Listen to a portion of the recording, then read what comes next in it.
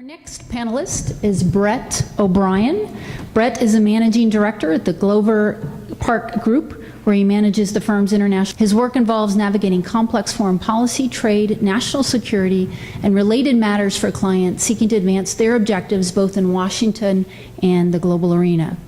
Since joining the group in 2005, Brett has led a number of projects for a wide range of clients. He has performed extensive advocacy on behalf of foreign governments, political parties, and companies.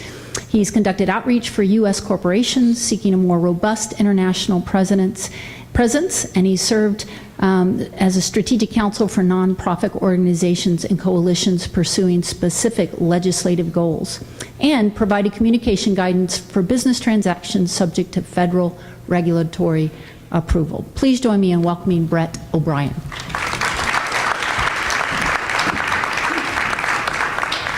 Okay, thank you for the introduction, May. Thank you for having Glover Park Group here today, and thank you all for coming.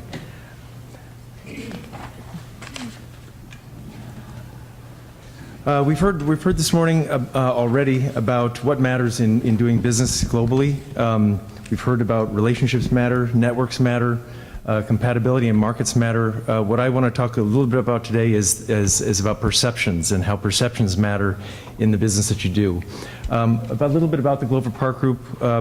We are in the business of perceptions. We are an integrated strategic communications firm based in Washington with offices in New York, the Middle East, and with a network in the WPP family of companies around the world of 2,500 offices in about almost 110 countries. Many of us come from the world of politics and government, and so we try to bring a campaign-style approach to the work we do in the areas of mergers and acquisitions, corporate communications, public affairs, government relations, bringing all of those capabilities to bear for each of our clients to the extent that they need that combination of services. And as Kat said, we serve a wide range of clients, from governments and political parties to corporations, trade associations, and advocacy coalitions. In talking about perceptions and about doing business in the United States in particular, I think we find that foreign companies and other foreign entities are confronted with mixed messages. And I just want to touch on that briefly. The U.S. government is open for business. It's a policy of the Obama administration, previous administrations, and we've seen through this example in the Select USA program that government agencies and officials are actively promoting foreign investment in the United States. As President Obama said at last year's Select USA Investment Summit, America is proudly open for business, and we want to make it as simple and attractive for you to set up shop here as is possible. True, and there are many U.S. government officials in the audience who will tell you exactly how they're doing that.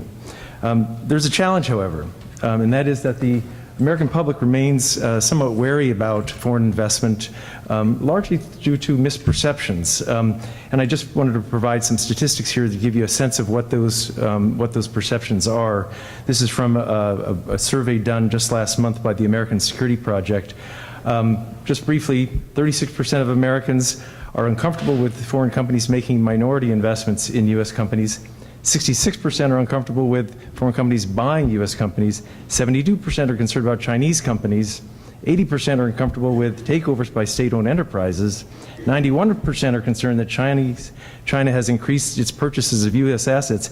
And 94% believe that U.S. regulators should take action to protect the competitiveness of U.S. businesses.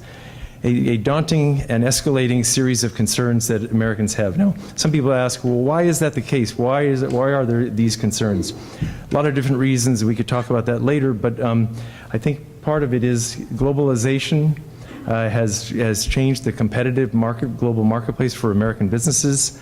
From the security standpoint, we've gone from the Cold War, a bipolar world, to a multipolar world. America's role in the world has changed. It's increased insecurity in some respects, economic insecurity and national insecurity.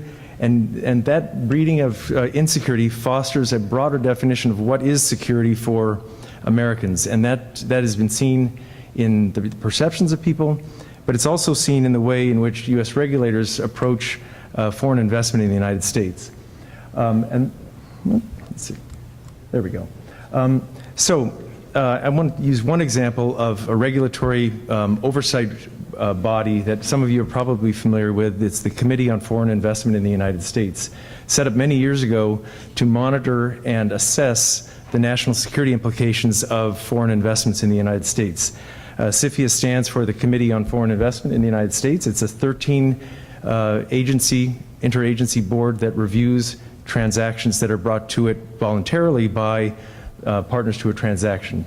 And they evaluate specifically the national security impact of those transactions. And as you can see from the statistics here, and I won't go through all of them, that these reviews are robust and are increasing. And scrutiny over deals from Asia, and in particularly China, are quite high these days. The other thing that I think is most important here is that while the definition of security has remained the same, the areas in which people perceive to be security issues has expanded. And in the last two bullets you see that we've moved from the defense and aerospace sector in terms of security oversight to energy, infrastructure, agriculture, genomics, and biotech, some real estate. And in the world of cyber hacking and remote telecommunications, we're getting into areas where traditionally you would not think of being a national security issue being viewed as a national security issue. The ironic thing, though, is that while these concerns exist and this scrutiny exists, the actions by the federal government to disapprove deals is very low. And as you see at the bottom, that the White House has only acted a few times in the past decade or two to actually disapprove these types of deals. What has happened, though, is that many have been subject to political or public scrutiny, which has resulted in perceptions being shaped, formed, and resulting in the parties to a transaction pulling back because they feel that it's not going to be accepted or eventually approved by regulatory bodies. As you've seen, especially in the past few months, there's been a lot of focus in this area on Chinese interests in the United States, investments and acquisitions. And there's a reason for that. There's a substantive reason for that. In the past 2 months, or the past 3 months, there's been more Chinese investment in the United States or efforts to invest in the United States than all of last year combined. A lot of capital is being used and applied to the U.S. market, which is a good thing, but it also has raised the interest and sensitivities by some. I mentioned a bunch of several headlines that you've all have probably seen in the newspapers over the past few months, and I think the Reuters quote, it really captures the essence of this sense of insecurity that people have and misunderstanding. I'll just read just briefly the tone of this statement it really says it all. China's aggressive, often state-backed overseas buying spree has set off alarm bells among politicians in Washington who are already on edge as China's armed forces expand their presence in the South China Sea because of hacking against U.S. government agencies and corporations. You get the sense of that anxiety and concern in the American public. So what do you do about this? This is what companies confront. How do you address those types of concerns and misperceptions when entering the market? We believe that, as I said at the beginning, perceptions matter. That advancing your business objectives in the United States require a campaign of sorts where you can tell a compelling story to many audiences, even in the face of regulatory challenges and constraints on communications, because many business transactions and the CFIUS process are confidential in nature. Confidential in the information that you provide to the federal government, but that does not mean that the companies themselves need to be secret about what they're doing in their public relations domain, and that's where some of the tools that we try to employ come into play. I mentioned a few of them here. Useful for you to have a narrative, a credible story that anticipates and counters protectionist sentiment, security skeptics, outright public hostility, and explains not just the benefits to your company or your partner, but to U.S. workers, U.S. communities. You need to engage. This was a flaw that companies 10 years ago had and saw the downfall of. You need to Talk to government officials, opinion leaders, media outlets about what you're trying to do and how it will advance, again, not only your company and your partner, but the community that you're going to be working with. You need to build a profile. You need to engage directly and openly. You need to prepare for tough questions that might come and misperceptions that might exist. And you need to monitor the coverage of what you're doing so you can respond quickly and strategically. And you need to have an identity that is identifiable and positive in terms of, can be from a website, a social media presence, a brand, as we heard earlier. All of these are important. Fundamentally, you need to build trust with stakeholders in the United States, and you need to ask yourself and answer questions in advance in order to be successful, we find. I'll just mention a few of these. First and foremost, what will someone see, a politician or a reporter, a policymaker, a regulator see when they Google the transaction or Google your company? What will they see? What will it say? What will they take from that? What is the positive impact that the transaction will have, again, on workers and communities? How will the acquisition be financed? There are many of the stories that I highlighted before are about where the money is coming from, and if it's a state-owned enterprise or otherwise. Anticipating concerns, what are your objectives? How can they be misconstrued? And does your transaction involve sovereign wealth funds or state-owned enterprise, entities that might be perceived as having a political motivation for an investment rather than an economic motivation?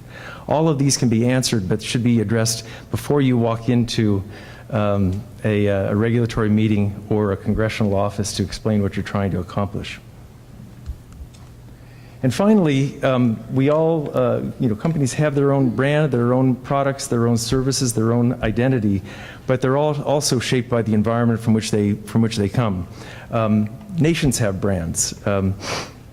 As just Mr. Mori said, Japan has a brand, and his job is to advance that both for foreign investment and for incoming investment. But for a company, the national brand, the brand of the country from which you come, is difficult to control. It's controlled by foreign policy issues, stereotypes, tourism, governments, foreign policies. So companies cannot always control the brand that people might perceive about them. And that's where you need to really understand perceptions, not only of what your company looks like to audiences, but where you're coming from matters. And can capitalize on that when possible. You need to distinguish yourself from the national brand if necessary, but also always anticipate the consequences of what you're doing will have, the consequences of the national image will have on what you're trying to accomplish. I mentioned a few national brands stories there in the latest U.S. News Best Countries ranking. Gives you a sense of the diversity of images and perceptions that people have about companies and countries in Asia. And again, it's an important dimension of the perceptions game that companies need to confront when they come to the United States. With that, I'll turn it over to our next speaker, but look forward to addressing any questions you might have.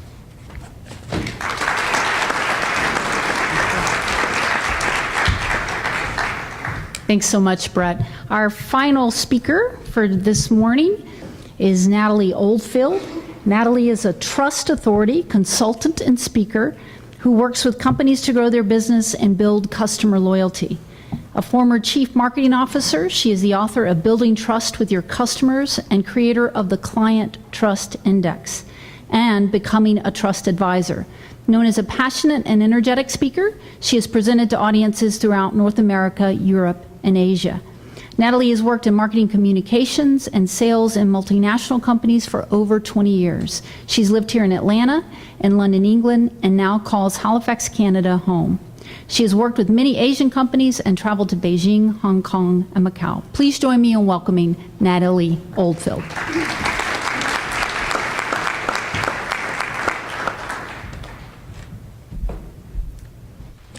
Well, as Brett says, your brand is how you are perceived in the marketplace. And clearly I have a brand of being a Canadian because I have never been anywhere where it has been mentioned to me more that I'm Canadian. So thank you. I'm very proud to be Canadian and I'm very grateful to be here. So thanks for having me. So not only is your brand your perception in the marketplace, your brand is something that now in the digital economy or in the global economy, companies no longer manage their own brands. That's a big fundamental shift. The brands are now managed by the marketplace, by your customers, by your stakeholders, by your suppliers. And I better get this going. So we need to pay attention, and because they're no longer managed by the company marketing teams anymore, and they're managed and shared, I would say, by the marketplace, we need to have relationships with the marketplace, with our customers, with our suppliers, or our stakeholders. As was mentioned, my experience is mostly with customers. So when I use the word customer with a capital C, I'm referring to stakeholders as well as suppliers and anyone that impacts or encounters your brand. Because we have to have relationships, trust is very important, because without trust, you can't really have a relationship. It's the core ingredient in every relationship. Trust is extremely important. In the world's largest study on trust, done annually by the Edelman Trust Barometer, where they survey 33,000 people worldwide in countries all around the world, 80% of people buy from organizations they trust. 68% refer products and services from organizations they trust, and 54% pay more for a product or a service if they trust that company, while 63% tell everybody they know that they don't trust that company, all their friends, neighbors, and colleagues. And finally, 58% just refuse to buy a product or service from an organization they don't trust. Quite simply, trust is the most important asset your organization has. It's the most important asset a brand has. Companies that have high trust outperform. They're more innovative, they attract more employees, they retain customers, they have higher revenues, and they also attract shareholders, they attract investors. When I mention this, and as you mentioned, I have several years of experience in marketing and sales. And so when I mention this to executives, they say, of course, Natalie, trust is very important. Yet many organizations don't pay attention to it, and they don't know how to assess whether or not the organization is trustworthy or not. And it's extremely important because, as I said, it's the most important ingredient to a company's success. So in a nutshell, there are 8 questions that we as individuals ask to determine if we trust a company or not. These questions are based on the scientific criteria of how we decide to trust a company. So I'm going to share these questions with you today. The first question when assessing your brand's trustworthiness is, are you listening carefully enough? Are you listening with empathy and with compassion? Are you involving your customers in decisions that impact them? Do you understand your customer's business? I'm going to share with you this morning a couple of examples of some of the world's most trusted companies, most trusted brands, and how they do it.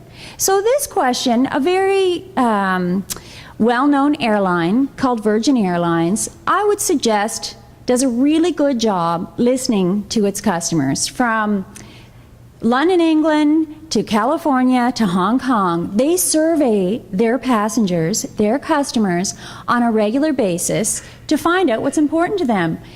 Everything from what kind of food do you want to be on the trolleys and the carts and the airplanes, to how do you want to check in. When you listen to your customers, you build trust with them, because trust is a lot about communication, and listening is the beginning of any solid communication, and listening is the beginning to any solid relationship. Question number 2 is, are you communicating clearly enough? Clarity and simplicity build trust.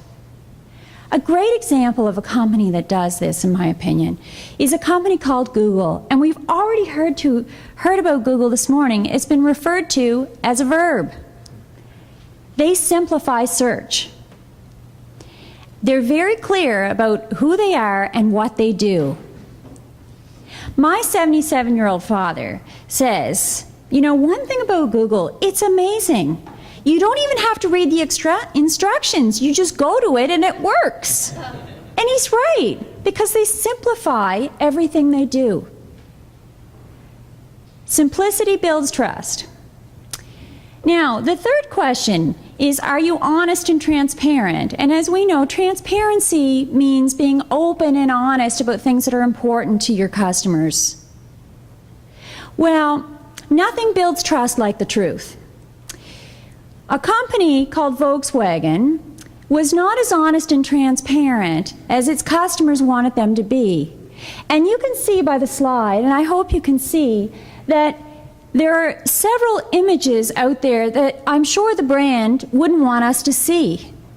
And there's cartoons, and I just grabbed these screenshots a couple of days ago to see what happens when you Google Volkswagen. And there's also a picture of their stock chart, which again is very recent, and that's what's happened since September. You need to be honest and transparent with your customers.